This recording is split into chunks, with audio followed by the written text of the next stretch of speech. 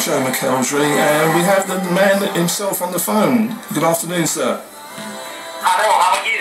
I'm very well, thank you. How's the tour going? It's good. We're in Houston. Just arrived in Houston for tonight's show. So it's all good. It's busy and having lots of fun. Brilliant. You all the way back to we played The Climb there, but that's all the way back to 2009. Does it seem that long ago that you were winning the X Factor, etc.? Well, I mean, it feels like quite a long time in the sense that I grew up a lot since then. But actually, like, time's flown. You know, obviously, a lot of my job is travelling around and you're on a fast pace all the time. So it's gone quite fast. I mean, I find it hard to believe that it's nearly 5.5 years ago. It's frightening. Yeah, it is. Because obviously you were mentored by Cheryl Cole, fellow. I want to find out about this. I was going to say fellow Geordie, but there's a thing called a sand dancer. Is that correct? Well, yes. I mean, I live in Southfield, so technically I'm a sand dancer. But my dad is from Newcastle. Yeah. And I've spent a lot of time in Newcastle, so I suppose I'm a bit of I'm a stand dancer and a Geordie. Because the Mackhams and the Geordies, isn't it? That's the one, isn't it? Well, the Mackhams, stand dancers and Geordies. My best friend's the Mackham. She's from Sunderland. So yeah, there's lots of different types. Because obviously with Cheryl mentoring you, and you also duetted with George Michael in the semis as well. So that's just put the cherry on the cake, really, doesn't it? I suppose. Yeah, I mean, the great thing about the show is obviously I've been able to meet and work with some incredible people. You know, I did obviously the duet with George Michael. I've done a load of concerts for the Queen. I got to sing with Dionne Warwick a couple of years ago on a big charity thing. So I think the profile of the show obviously has helped us to kind of, you know, be able to do some incredible things with people who I've admired, you know, like for years and years. So it's I'm forever thankful to the platform of the show for that, you know, because without obviously starting everything on X Factor, I wouldn't be doing what I'm doing today, you know, which is obviously touring around at the minute and getting to meet everybody on the road and, you know, the Expedition Tour is kind of all about, I suppose, taking people through the music of where I've been over the past 5 years. Yeah, because also 2011 was a big year for you, selling over nearly 500,000 albums. You had the pop star to opera star as well with Rolando Villazon, I think it's the right pronunciation. Yeah, that's right. And you went on to win it with 80% of the vote as well. So. Yeah, I mean, again, you know, I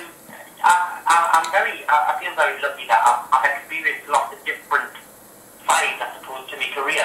It hasn't just all been about music, which obviously is the most important thing, but I've been lucky, you know, to be asked to be a part of certain things and do certain shows, and I think all of them things are kind of they build you as a person as well as, you know, in your job, and makes you a bit more experienced. Yeah.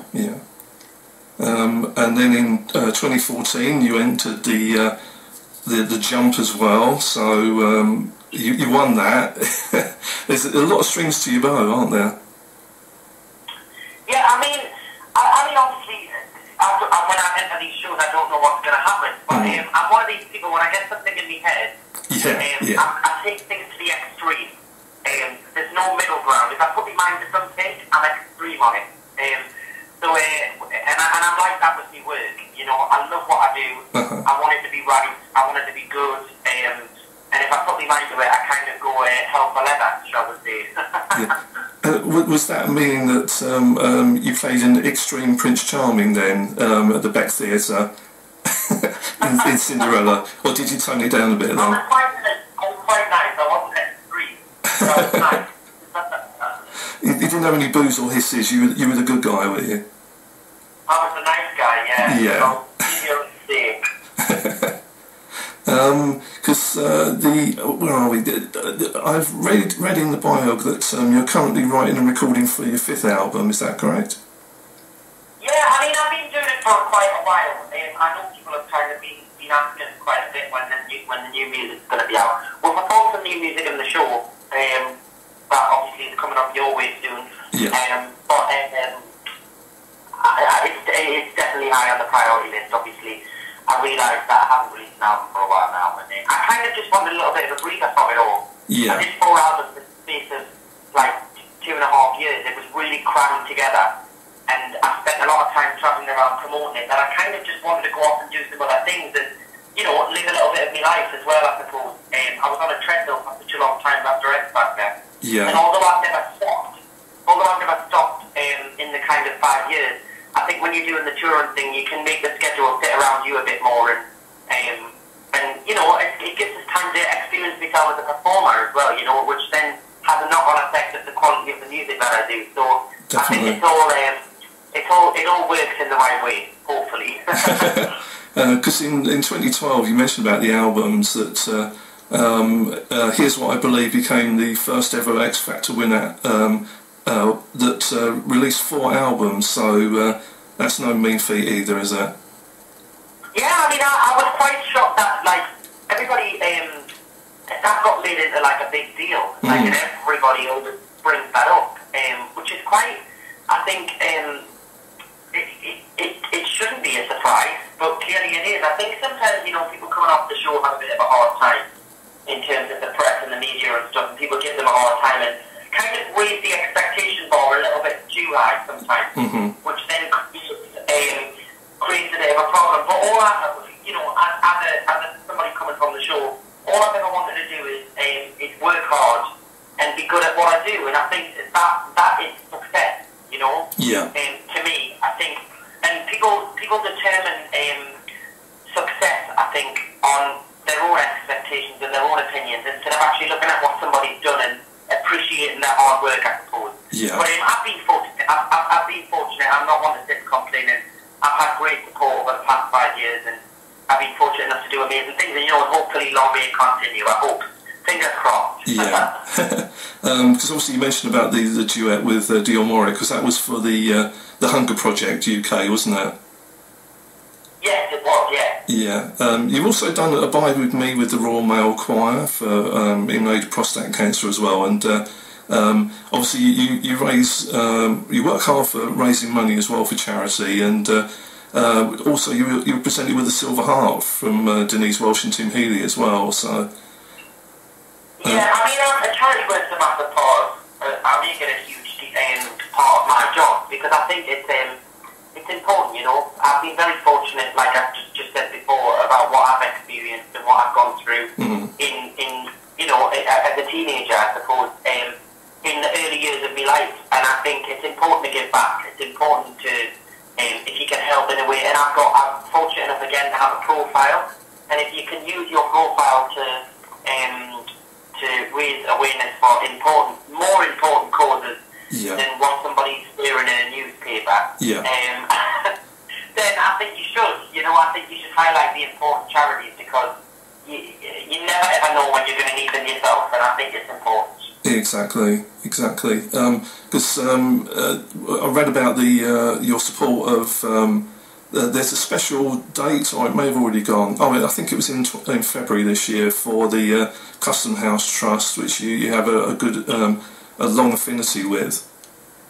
Yeah, well, I used to work there before I did X Factor. I was the dishwasher there, and there was some stories about it kind of having to close down, and that it wasn't. And it's a really, really famous venue back where I'm from, and it's been a huge part of a lot of people's lives, I think, in the community where I'm from as well. When I heard that it was possibly closing it, I didn't even hesitate. I was like, we have to do a show and raise the money for them, because it's one of them venues that you would so miss so much if it wasn't there. And I think it's important for young performers to have somewhere like a hub where performing arts is celebrated and appreciated, and that place is all about that. So hopefully, I don't think it's going to close now. I think a few people have kind of came together and managed to help them out, and brilliant. A few things that have gone on, I think they've been quite lucky and they've managed to stop that happening, so that's good. Brilliant. Because obviously in this age of austerity, it's even more the thing that you have to fight to keep something open, which is a hub of community. Really, it's you don't want it to close at all, really. Exactly. You're also a regional ambassador for the Teenage Cancer Trust, which you completed a 140-mile 3-day bike ride with friends and family as well. Yeah, I did. The only reason I mentioned that, we had an interview earlier in the show from our local bike club as well, and they were doing a similar. They were doing a 100-mile challenge as well. So I think their thoughts were with you at that point as well. It's a heck of a journey, isn't it? I'll tell you what, it was the most. It was a brilliant experience to do, but riding 300 miles on a bike. Yeah. I'll tell you, the pain in your leg is indescribable. But you had support along the way. It drives you on, doesn't it? Yeah, we were loads of people who, loads of fans came out and supported and had cups of tea and biscuits and cakes and really, and then at the end we rode into South Shields and there was a huge group of people waiting there and a big welcome party. It was really, really nice, which was lovely. Lovely, yeah. The show itself, the Evolution Tour, it showcases your versatility, which won you a unique fan base, which we've got quite a few mentions for people, if that's all right. There's one lady in particular that we will mention, but we'll come to that in a minute. That basically you have a unique fan base from 5 to 95 as well. And that you'll have new numbers and new routines, as you mentioned, obviously. So. Yeah, I mean, this is a brand new show. So we came to Skegness last year with the tour. Yeah. And I don't really think there's much, apart from a couple of songs, it's all brand new material. Not brand new material, but new songs off the album. So it's all stuff that people would have heard if they followed my career. And the whole kind of idea of the show is to kind of, it's a storyline musically to take you through the music of where I've been over the past 5 years. So it literally starts right at the beginning, and we finish the show with some new stuff as well. And all the arrangements of the songs are different and exciting and fun, and there's a lot of audience participation. We do a bit of classical. It's just a really, I think there's something there for everyone. And obviously you'll be doing the Nessendormer. That'd probably bring the house down, wouldn't it? Well, we do a big classical. Well, no, we do a classical section in the show where there's a lot of songs like that. So yeah. You have to come see. Oh, definitely. I don't want to spoil it too much. No, oh, right. Because the one you mentioned, was that the Set Your Soul Alive tour, the one last year, wasn't it? I think. It was, yeah. Yeah. It was, yeah. You're at Skegness Embassy on the 6th of June, as we mentioned. Tickets are £19 and £10 for children, and you've also got a special VIP meet and greet as well, which is brilliant. Obviously that includes £76.50, and it's on a first come first served basis, and you have a photo opportunity, a goodie bag and a glass of champagne as well. So what more can you ask for? That's brilliant. I suppose that's giving back to the public as well, isn't it? And you've got a heck of a fan base, as we mentioned. Yeah, I mean, you know, I've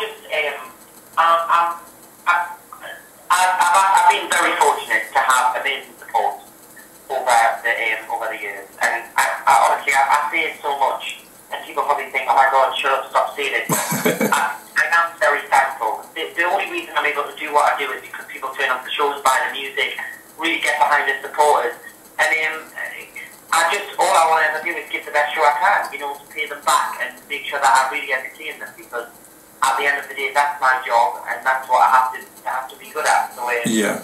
That's how I want to repay them, by giving them the best show. Yeah, because you finish. You're up in this neck of the woods on the 6th of November in Scunthorpe at the Plowright Theatre, and again in November at one of my I used to live actually at Millfield Theatre on the 7th of November, which is a lovely theatre in Edmonton, North London. So we're travelling all over the place. You can't get rid of it. And you finish, as you mentioned, in South Shields as well. and I think the whole thing took place, I think you started on May the 21st and finishing, well, that was in Lanark, and you finish on the 22nd of November, so it's... we actually started the whole tour in March. Oh my goodness, sorry. No, it's alright. So I think it'll be nearly 150 shows by the end of November. Yeah, I was trying to count them through, but yeah, it must be about that amount, yeah. Right. Yeah. And you're due in September, after all of this, if this is still going on, to star as Tommy in the rock musical at the Winter Gardens as well. Is that still going on? Yeah. I started this for that in August, and we are doing 2.5 weeks up in the Blackpool Winter Gardens of a full production of Tommy the Musical with all the Hughes music. It's really exciting. I've done a one-off concert for that before, and so I'm doing a full production of it now with a cast. That'd be fabulous. I can't wait for that. Yeah, there's the big boots as well, isn't it? Is that part of it? I know they have them in the film when Tommy's got the big Dr. Martin things on. Yeah, it's quite a full-on role. There's lots of stuff going on, but obviously I don't know anything yet. They're not telling me anything. They're trying to keep it under wraps. Yeah. You mentioned about the sand dancers and whatever. You got a really big list of fellow sand dancers as well. Catherine Cookson, Sir Ridley Scott, Eric Idle, Sarah Millican, Chris Ramsey, Alex Kapronis from Franz Ferdinand, yourself, William Fox, the Prime Minister of New Zealand, Phil Brown, Southend manager who's got newly promoted as well. So that's a heck of a list, isn't it? Yeah, it must be something in the water. It must be, yeah. The other thing I was going to mention, we promised people that we're going to do this. It's quite a long list, so if you can bear with me, and we will finish off with one lady who's come an awful long way to see you. So we'll say hello to Pammy, Laura Jane Robson, Pam Evans, Calm, if I've got your name right, Julie Caswell, Soren Glinvad, who's a gentleman from Denmark, Pammy from Taiwan, Paula Williams, who's named the Exile Scouser, Jenny Lawson, Mona, our very own Dan Alcorn here, Annie L, Sharon Godbert, Rosie Hall, Jeanette Cummings, and Donna. And the lady we finish with is Leanne Smiley, who wants a shout out because she will be flying over from Canada to see you perform for 2 weeks. So that's devotion. Big hello to everyone. Big hello, that's a big list. So massive hello to everybody that's listening. Yeah, that's brilliant. And we could have mentioned a few more, but it's just been an amazing response. So thank you for your time. And I know you're a busy chap and everything, and we do appreciate your time. And anyone, if there are any tickets left for this Skegness Embassy this Saturday, please snap them up. And I'll give you the details after the interview. But Joe, thank you ever so much for your time and all your charity work, all of everything you do, and long may it continue. Thank you for your time. Have a nice day, and thank you to everybody that's tuned in. Thank you. And we talked about off air, but if we can just do a couple of vignettes as well, which if you could just mention, hi, this is Joe McElderry, and you're listening to EndeaverRadio, please. Hello, this is Joe McElderry, and you're listening to EndeaverRadio. Brilliant, thank you. And one for our 90s DJ is Dan Alcorn.